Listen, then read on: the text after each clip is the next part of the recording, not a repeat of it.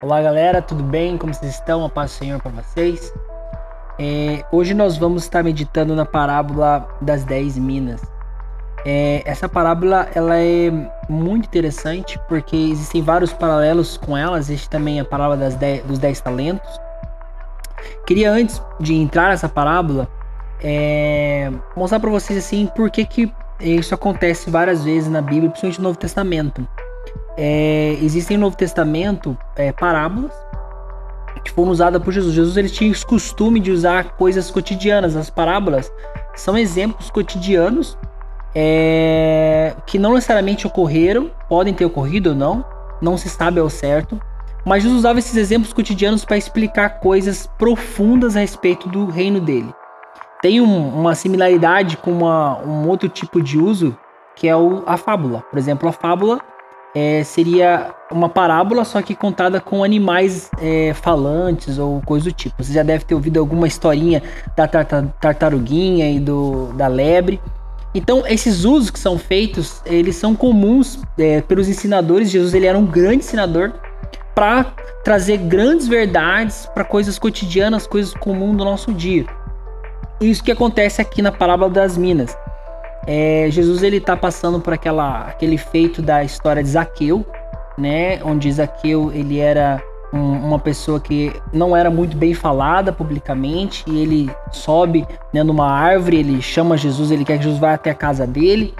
E após acontecer essa parte, onde acontece a história de Zaqueu, Jesus ele começa a falar da parábola. Essa parábola das 10 minas, que não necessariamente tem a ver com Zaqueu, mas tem a ver com o fato que depois que Jesus saiu da casa de Zaqueu, ele está indo para Jerusalém, e as pessoas imaginavam que Jesus ele iria de alguma maneira estabelecer o reino dele, né, prometido pelos profetas, prometido pelos patriarcas, naquele momento.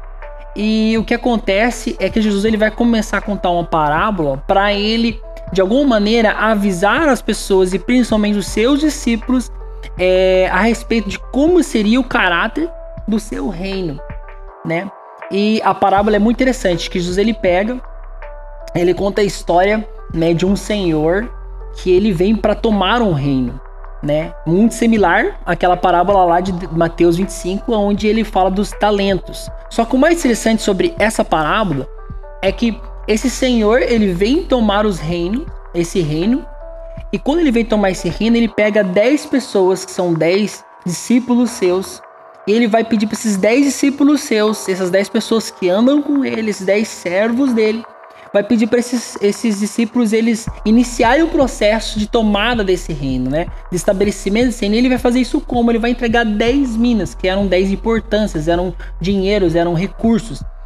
E nessa parábola, ele entrega 10 minas para 10 pessoas. Então é uma mina para cada um. É diferente daquela outra parábola, onde é entregue 1, 2 e 5, né? É dividido diferente.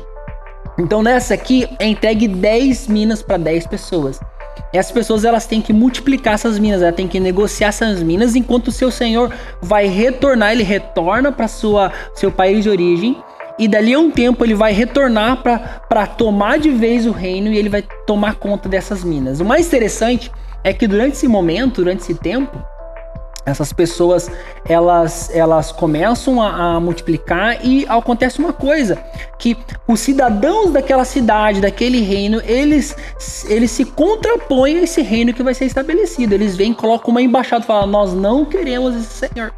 Mas mesmo assim, aquelas pessoas elas começam a trabalhar e negociar aquelas minas. Quando o Senhor volta e toma o reino de vez, ele vem e ele começa agora a conferir. Ele vai chamar cada servo e perguntar, né? Os 10 servos, o que cada um multiplicou. Um conseguiu multiplicar 10, outro conseguiu multiplicar 5, e um não conseguiu multiplicar nada. Ele ficou e guardou aquela mina, porque ele tinha medo do seu senhor, ele tinha medo de perder a mina dele. Então, de maneira similar à outra parábola, ele pega e ele fala assim: ó, você sabe que eu sou um servo severo, você sabe que eu sou um senhor severo, por que você não colocou no banco?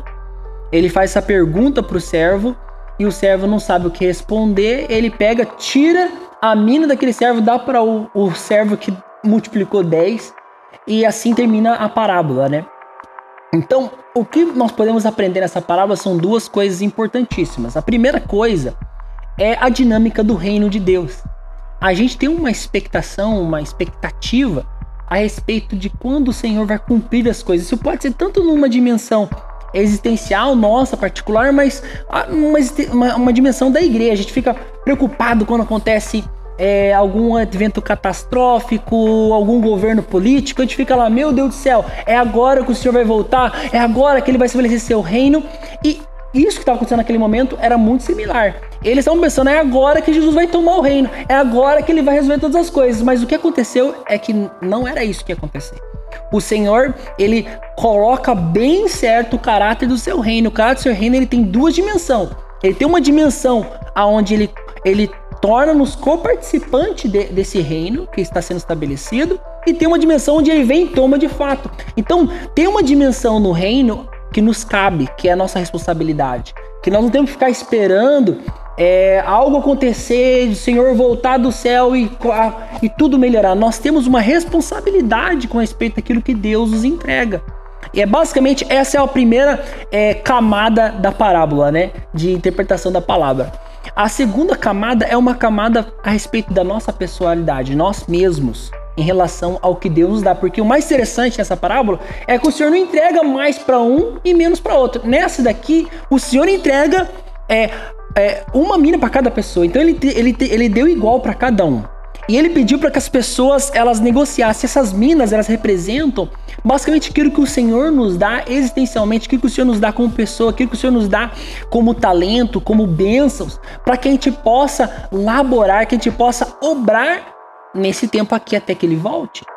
Nós temos que fazer isso a despeito daquelas pessoas e do mundo que se opõem ao nosso rei. Tem pessoas que têm medo de trabalhar, têm medo de estudar, elas não querem se envolver nesse mundo porque elas sabem que o mundo é contra elas. A Bíblia fala, nós já estamos, esse mundo está no maligno, vai de mal a pior. Mas a questão aqui é que a parábola enfatiza que haviam essas pessoas que se opunham ao rei, mas os obreiros, mas os servos, eles tinham que multiplicar aquelas minas que o Senhor deu para ele. Então, o segundo princípio nessa parte pessoal é que, a despeito de pessoas estarem contra nós devemos perseverar e nós devemos multiplicar as minas que o Senhor tem nos dado. E a terceira coisa é que o Senhor vai prestar conta daquilo que nós fizemos com aquilo que Deus nos deu aqui. O Senhor vai prestar conta. Eu queria que você, nesse momento, você se perguntasse aquilo que o Senhor não te deu. Aquilo que o Senhor te entregou, talento, o Senhor te deu, bênção que o Senhor te deu, coisas que o Senhor te fortificou, coisas que o Senhor te preparou. Você tem cuidado, você tem sido diligente nessas coisas, o Senhor vai tomar conta. Porque essas coisas que o Senhor te deu, elas são importantes no reino dele. Porque quando ele voltar, essas coisas serão importantes, ele vai tomar conta se você negociou, se você obrou, se você multiplicou. Então, eu queria fazer essa pergunta para você. Eu queria que, se você encontra alguma área na sua vida, alguma coisa na sua vida que você não tem obrado, que você não tem multiplicado, você não tem entregado para o Senhor, você não tem buscado trabalhar, que você buscasse nessa semana, nesses próximos meses, orando em oração ao Senhor, em discipulado na igreja, obrar, crescer, entregar ao Senhor, multiplicar.